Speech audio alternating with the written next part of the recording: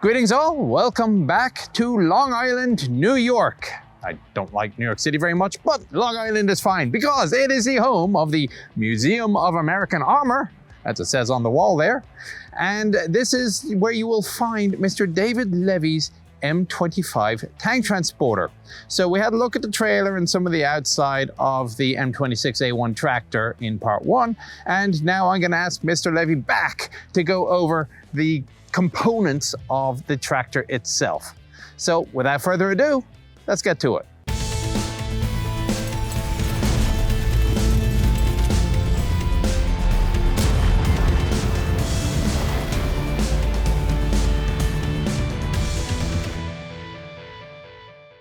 Okay, so we brought it out into the fresh spring New York air at a grand speed of, I don't know, 3 miles an hour. About that, yep. That was first gear in the auxiliary and first gear in the main. Correct. And were you actually pushing down on the accelerator at all, or just idling forward? A little bit. It was, yeah, got up to about 1,500 RPM. All right, and the manual says to change it about 1,800. Right, exactly. So. All right, so the tractor. This is an M26A1. It was originally designed by the Nucky Truck Company, which is a rather unfortunate name. The original was the M26, which was an armored cab, the A1 soft cab. And the difference in weight, you say, was about 10 ton. About 10 tons, 20,000 pounds. 42,000 for the armored version, subtract 10 ton, and that gives you this. Right. Well, I guess maybe we'll look at the data plate, we'll see. So markings on the vehicle. Is this what it had in service, or is it just what kind of came with when you got it? So when I got it, this is what it came marked as. I'm not sure the pedigree behind that, but I kept it the same because it looked good. 4th Armored Division, Yep. hooray. 126 Ordnance Maintenance Battalion. Yep. All right. So soft skin vehicle, obviously, with stowage for things. So you have our Pioneer tool on both sides. They're very neatly stowed. Yeah. I'm used to these things. You just shove them in and they're just sitting there. It's this way they don't fall out so easily either. All right. Lifting out, lift here. Oh, Right. Presumably with these. All right, you have your blackout lights in here. Oh, hidden carefully. Yeah, little marker lights. The main service lights. All right, big open grille with stuff inside. So we got a low-vis light here, it looks like. Right, yep, we can actually flip this open. You can take a look in there. So you can kind of see inside. Oh, okay. So it's our blackout driving light. This is our siren with why red is light. it a red light? Do we have any idea what's Not red? sure why they need a red light on them, but because I saw it on the command car as well. It was a red light. Right. The Armored version has this. The M26 has the same light mounted up above the service lights. Okay. And a 2-tone horn. Right. Loud? Not really that loud, right? So it's sounds like your typical air horn. So of course in the back we got a massive radio. It looks like air filters are here. Yep, the air cleaners are over here. Yep. So air comes up over the radiator, and then the air presumably, what's the airflow? Is it out from No, the front? it blows back in through here, and it blows through the engine compartment, that big housing inside, and then blows down the bottom and back out. Yep. What do we have on this side here? Yeah, so over here, this is in that box over there. That's the buzzer for the low air. Low air buzzer. There's the governor regulators over there for when to get up the air pressure when it stops. And this is just some of the wiring harnesses that go back through here, where the air manifolds go to distribute. Right, you can see the air manifold down below there. Oh, okay. All right, so drop the grill. Of course, we got the windshields. They do fold forward. Right, they do fold forward, and you can see the locking mechanism in the middle there on the side that holds the windshield down once it folds forward. All right.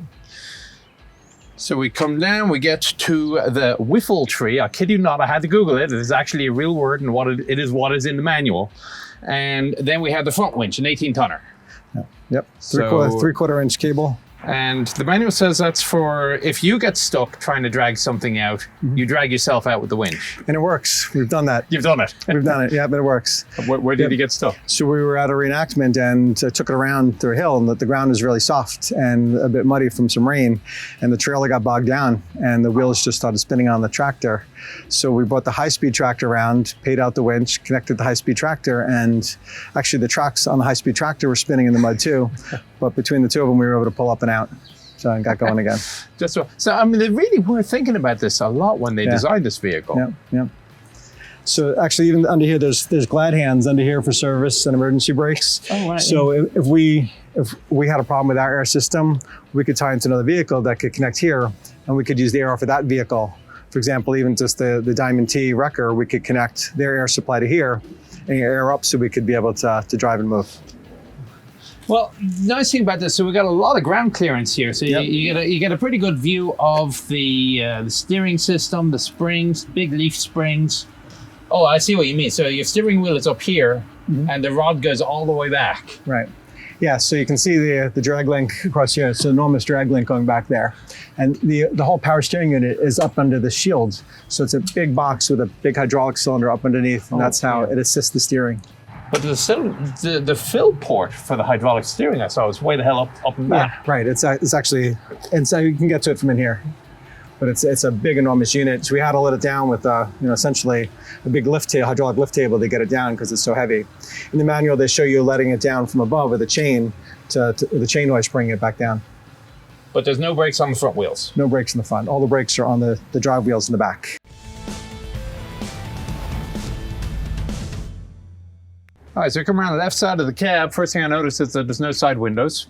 And there wasn't a canvas drop down or anything. It was just open air. No, there are canvas covers that go on there. Yeah. And are they see-through or just? They're see-through. Actually, this one has a bunch of windows on it, and the other one has a big window back over here. So, yeah. All right. So again, the big 14 by 24 20 ply. And I note, I didn't even know. I'm looking at the thread pattern to figure out are they left to tighten or loosen. And of course, they just put, look at the L on the bolt. Oh, well, that is simple. But it is another thing you see on a lot of older vehicles that they sort of, any idea when that changed? Not sure when it changed over, but the whole concept was the forward rotation of the wheel would loosen it up if it was a right-sided thread over here. All right, so canvas door. Yep. I wonder why they pick canvas. Oh, no matter. And a removable clamp. Right, so you have your vise and vise support. You can take it off and store it in the compartment over here if you like.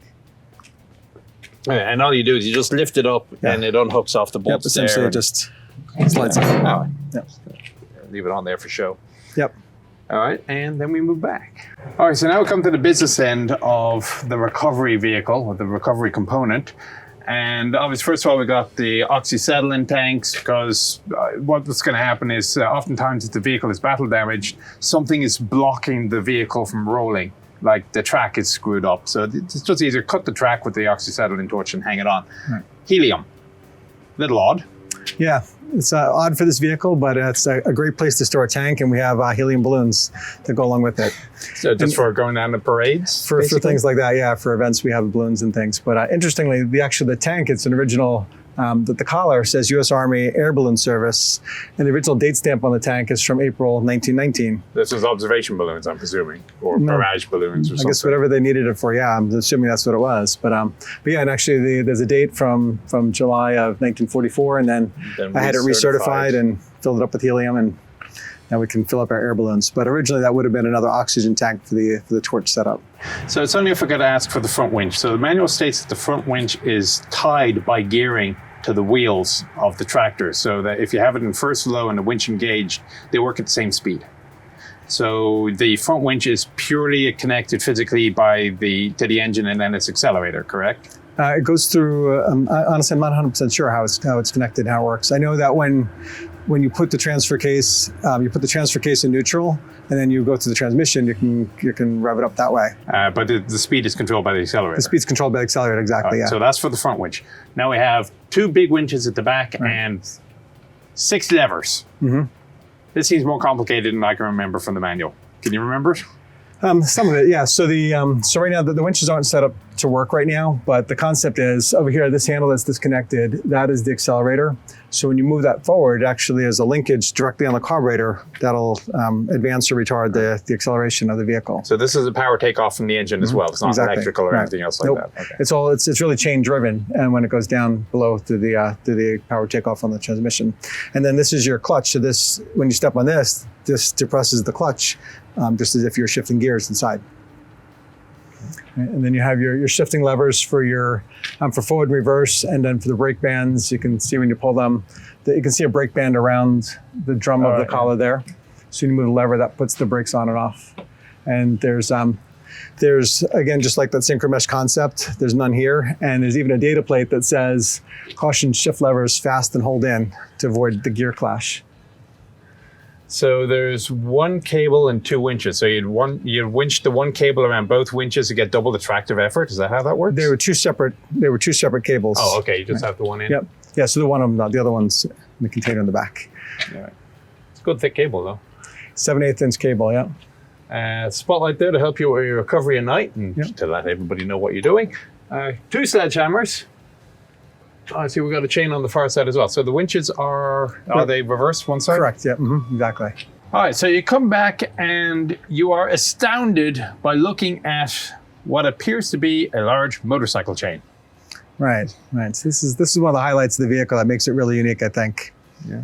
So you have a chain drive here that really is the power that comes from the transmission and the differential, and it goes into 2 chains that drive the rear wheels. That's really your power takeoff is. And I love the stunningly complicated lubrication system for the chain. Right, exactly. So the way you keep that chain lubricated is you take your used engine oil, you put it in the reservoir up top, and then you set your valves just to let the oil drip onto your chain, and then just the dripping over time will lubricate your chain. I'm sure the EPA don't like that very much these days. It's probably not one of their favorites right now, yeah, exactly. But there is good news. Just because this is a wheeled vehicle doesn't mean that there is no tensioning involved. For if you have chains, you must tension them. So how do you actually do it? So you can actually see the threaded linkages back deep in there in the Right collar. there? Yep, you can tighten them up. And that's how you spread them. So you'd be pushing the wheels axles back to So the actual axles are going to be pushed outwards. Right. So there's a story where one of the veterans who actually drove this vehicle, he had come here a couple years ago, he's in his 90s obviously, and he was telling us a story when he had an M26A1 like this coming up on Omaha Beach. He said that the ground was really soft and he almost threw a chain. So he started coming over between the wheels and grabbing the chain and saying, make sure your chain is tight enough because they get loose. And his story was this chain got loose and almost threw the chain off. It'd be embarrassing if your recovery vehicle needs recovery. Exactly. The manual states that you're supposed to have about 2 inches of slack if you're curious. All right, so while we're still talking about the powertrain, you have provided us for observation a bearing. And this is bearing for one of these main wheels. Exactly right. So I have a leaking seal back here and I need to change out the seal. So I figured before I change out the seal, I got replacement bearings in case I run into problems. So where do you get a replacement bearing for a truck like this? So you just got to find stuff. They're tough to get. They're not made anymore. So you have to find either good serviceable ones that are takeouts or find someone that has new old stock somewhere. But I mean, you don't go to eBay and say, I want a bearing for an M26A1. I mean, well, actually, believe it or not, eBay has some stuff like this. So yeah. So you search for the Timken part number on there, and so this is 941. And for comparison size, something like a Jeep or a Deuce and a half would be how big? So you're talking one like that big. It fit easily inside there. A bunch of them you can get in there. So.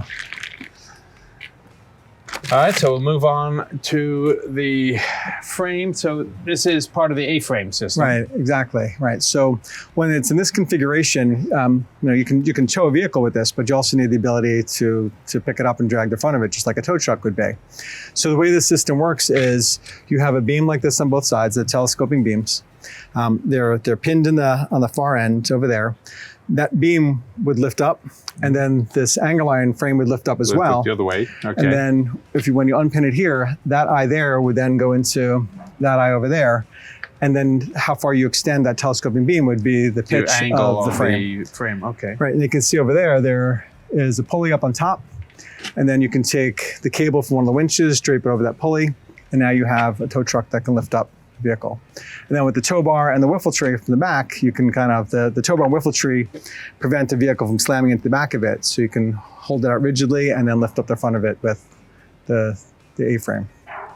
And the fifth wheel is a standard fifth wheel, nothing too unusual about that one. Nothing too unusual about it. Actually, when I originally had to come here, one of my concepts of moving the trailer would be, could I just have a normal tractor connect to this fifth wheel and just tow it here instead of putting on a flatbed? Yeah. But the pin is different. Oh. So the fifth wheel pin is different. It's not do you think It's that not was standard. An industry standard of the time, or is it just purely for? I'm not sure what the standard is back then, if it's changed, but at least this was a mated set, but the fifth wheel is not compatible with the current tractor. So I've never actually bothered looking at the fifth wheel in any great detail before, so I noticed that it does actually, it makes sense. It swivels left and right with springs. Exactly. And there's a very large handle at the top, which I presume is a release handle. Right, that's how you release it. So before I released it, I pulled that handle out, and then that handle released the kingpin in the center, and it allowed it to slide off. And it goes the other way. So when you connect it back up again, does it automatically kind of lock into place, or do you have to physically close the handle to do that? So it'll lock into place. So when I come back, I have to come back with a little bit of momentum. I put the wood under the landing legs to give the trailer enough height so I don't have to lift it up so much. But the incline on the back here and the front of the trailer will ride back up on here, and you can see that you got like a complete foot almost that you can drop. And it'll slide right back up and click on there, and you go with a little bit of force just to make sure it locks in and hits in there. So I'll put the trailer brakes on, lock the trailer brakes on, and then I'll be able to back up right into it, and that'll pick up, and then it'll close around the kingpin. All right, so now we come around to the back, and it's a very impressive truck. I mean, you got the caliber 50 twin spotlights, 2 inches. This thing means business. Fifth wheel, a pintle for towing things that don't require the fifth wheel. Looks like connector, electrical cable. Yep, that's electric. Yeah. Electrics for the trailer. Again, we got low-vis light and service light. Big, long tubular axle, and I mean, I presume that just simply holds the wheels in place, doesn't do anything else. Now, you were saying you've changed the brakes out. Right. Yeah, so originally, back in the 40s when this was made, there was just air brakes. If you had air, you could apply brakes. So the air pressure took the place of hydraulic fluid? No, it's all air. There's air canisters with a rubber diaphragm that actually move these slack adjusters down below. And that'll apply just typical brake shoes. Okay. So when you had enough air built up and you step on the brake pedal, it pushes the air through the diaphragm in the can to move the slack adjuster and apply the brakes. What's the advantage of that over a traditional hydraulic fluid system? It's just the volume of air. This is standard using air brakes. Okay. Yeah. So the problem with that old system is you have brakes when you have air. If you don't have air, you have no brakes, and the truck or vehicle can just roll without any air. So when I had my issue with running out of gas on the hill over there, I realized that actually this could be a potential safety issue without having brakes to lock the vehicle up if there's no air and the engine didn't run for some reason. So I made an adapter plate down here and basically unbolted the original can that was on that. That was just an air brake alone. And then I put in current brake cylinders. So it's just a complete retrofit where the bottom half of the can is a standard air brake, but the top half of the can is a spring brake. So in order for the vehicle to run with this configuration, you need air to take the spring brake off. So once the air bleeds off in the vehicle, the spring brakes apply the brakes. So the brakes are locked up. So you won't be able to move it unless you have air to take the spring brake off. So it's a reverse, basically, of what it originally was. Right. And we have 4 brakes on the back here and 4 on the trailer? Correct, yep. Okay. And as we're moving around, so hang on, I thought there was a parking brake on the power shaft. There is. There's a parking brake. All right, so that's how they would really do it. Yeah, it doesn't hold very well because even adjusted, it doesn't hold well on an incline. So duly noted. If I ever have to park an M26, yes, exactly. There's not very many of these things that run, are there? No, there's only a handful around. There's a couple armored versions, but there's only 2 of the unarmored versions that I know of. So the other ones are one in Holland. Yes. So I've seen both M26A1s that exist. Cool. Again, big, huge chain, really very impressive. And then we come around to the far side. So on the topic of things that you tend not to think about until you actually need to deal with them, while the camera was off and the crew were repositioning, we were having a nice, long, in-depth discussion about filling airs on tires. And I had never really considered the problems of filling air on the inside of a tire. And so what we've kind of concluded is that this probably isn't right, because if you look at the wheel behind, this pipe actually faces inwards, but they have a nice little hole here that you can reach through with a long extension and access the filler pipe on the inside wheel. And because they point inwards on both sides, you can just flip the tire around. So it's kind of, that's what I love about having a physical vehicle here, because you see things that you just have to ask questions, figure out why it was done, and we come to an answer. So yeah, we have now learned that this is wrong and that is right, we think. Yep. Okay, so other things, this is an incredibly complicated vehicle. Big spare tire. Now you had mentioned on the trailer that there was a socket for a crane jib or a hoist. Exactly, yeah. That would be this that you have mounted So here. that's a jib crane with chain hoist up there. So the chain hoist is on a trolley, and you can see the lifting tongs that come down off of it. So those lifting tongs can go around the tire, and it'll pinch it right under here. Mm-hmm. Okay. Exactly. When you lift up, it just applies more pressure on the tong end, and then you can support the weight of this as you unbolt it, and then gently let it down. This way you can roll it into place and do your tire change. And behind, we have, obviously we got the exhaust system. There's another whiffle tree and a towing bar. Right, so this is your long tow bar that would come with it. This is the one that you see on the Ahmed version that mounts on the front of the cab. Okay. Right out in front. All right, so if we move back a little bit, I see a radio antenna. So Yep. Obviously this thing has a radio. Yep, exactly, yeah. I mean, how many countries would have in World War II the ability to put a radio on a truck? I mean, that just lets you know what the American industry was capable of. Yeah. More stowage here. So yeah, this is flare stowage that you would have down here. And well, we're back to the inside of the cab. Oh, I see more of those indicators again. Yep. All right. Well, let's climb in and have more of a tour of the inside then. All right, so we've hopped up into the cab. Right-hand side up front is the commander's seat. And again, they think about these things. He has a desk for all the paperwork that he gets to do as a maintenance officer or maintenance sergeant. And he's got storage for the paperwork underneath. Hanging for the canteen, there's the master key, as we like to call it sometimes, for padlocks or other things that need breaking. A jerry can, but behind the commander in this mechanic's seat. Just behind this seat is stowage for 1, 2, 3, 4, 5, 6, looks like 8 caliber 50 boxes. Of course, the ring mount up top is directly on top of seat number 7. And then the engine is shielded by these panels here, which I've already undone one. I'll note there's a little louver here for the heating system. And it's not as if there's a heating pipe that comes in. All it does is it lets all the radiated air come out of the engine. And remember, it's under a little bit of pressure because of the radiator fan dragging it back. And it just shoves it out that little vent in the side there. And it makes it nice and cozy and warm. Right-hand side of the engine, you got your 3 oil filters. There's an oil cooler, radiator up front, exhaust behind the heat shield, starter motor down below, and then the piping for the preheater for the carb. And I'm told the other side is much more interesting, so I'll let David talk about that one. Okay, all right. So navigating through the left side of the engine compartment here. So up on the front over here, we have the throttle and then the choke. And these are on a regulated so you can lock them into place. Above this, you have the horn. You have your data plate that tells you all your shifting levers and positions that they're in when they engage. Working our way back, we have our voltage regulator up top. Again, you can see the other side of the oil cooler here. Our thermostat's up on top. And down over here, this is the air compressor. So this is the heart of what gives all the air brakes and the whole air system, its air supply.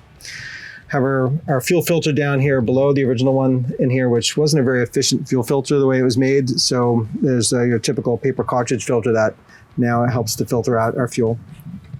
Have our fuel pump. And then back in here is the distributor. So it's a very interesting distributor because there's 2 coils that go with it. On the dashboard, we have the 2 ignition switches that activate the coils. So in the center of the distributor cap, you have your 2 primary coil wires that go in, and then there are 12 spark plug wires that come off of it because there's 2 spark plugs per cylinder, 1 on each side. So when you go from the distributor over here all the way around to the right number 6 cylinder, you have about 6 feet of spark plug wire to get over there. Working back over, we have our carburetor here. This is our intake and exhaust intake manifold over here with the heater that comes over from the exhaust manifold to preheat our gases. We have our generator down there that comes off of an accessory drive. So there's no belts, but has a flexible, what's called a rag joint between that and the accessory drive. Down below is the power steering pump and the power steering reservoir, and that's what gives us the power to work the hydraulic cylinder and the power steering, again with an accessory drive off of the engine. And then we have our tachometer and speedometer linkages that come back from there to go up to the front. So engine specs, the manufacturer, power, so on. So the engine actually, the engine's pretty enormous. You can actually see up on top, it's actually the valve cover is embossed with Hall Scott. This is a Hall Scott 440 engine.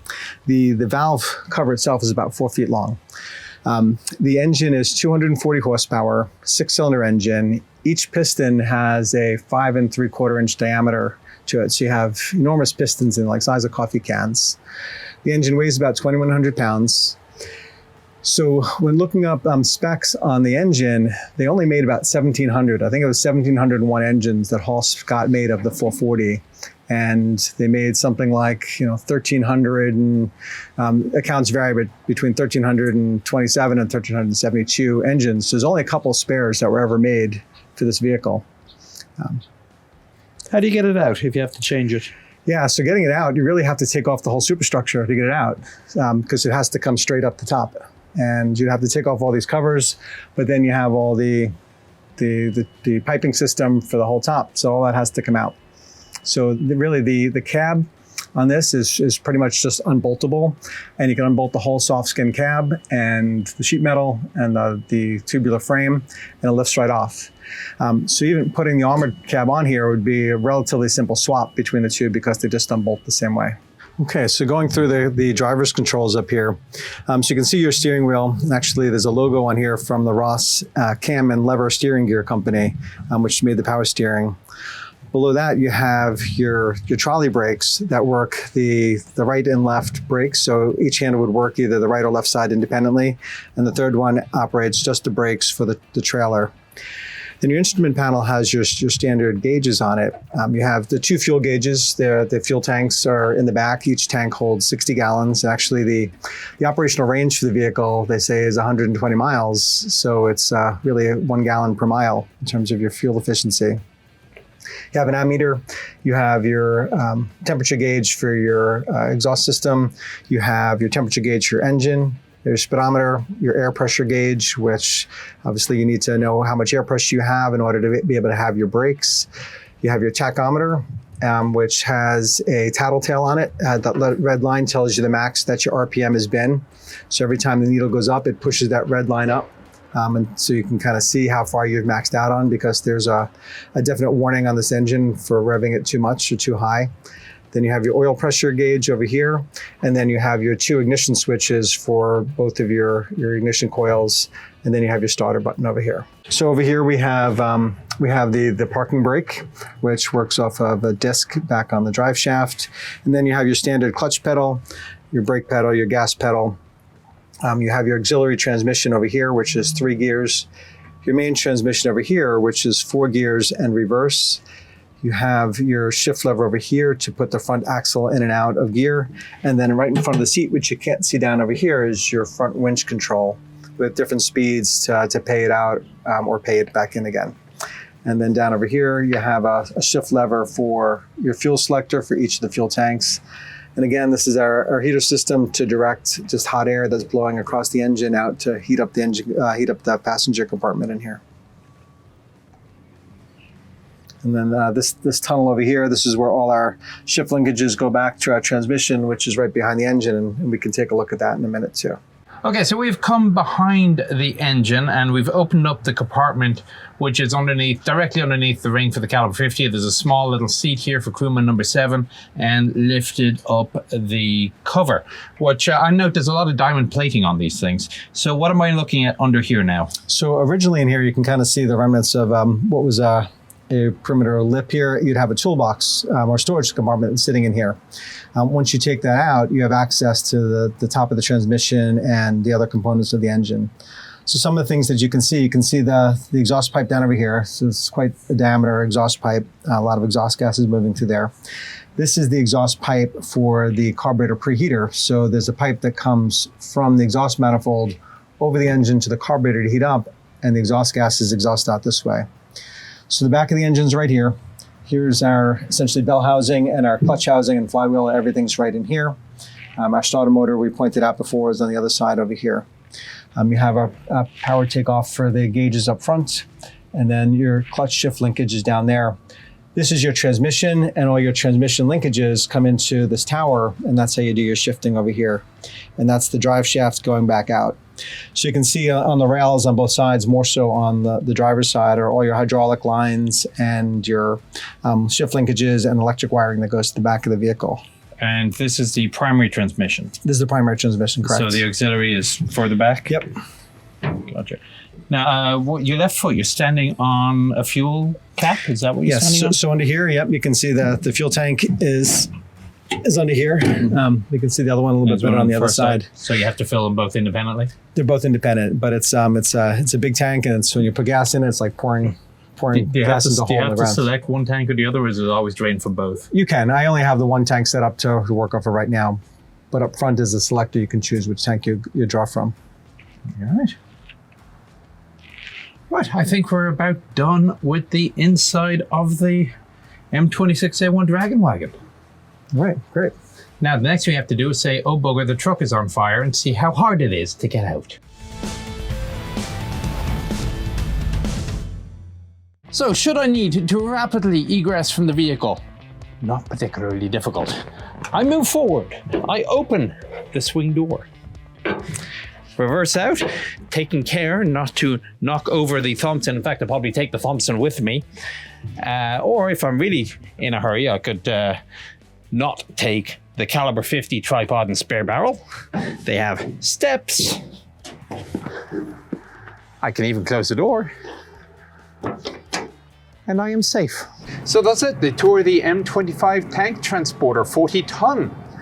Didn't have the longest service life because this isn't designed for transporting tanks over a long distance. It's purely a recovery vehicle, 28 miles an hour.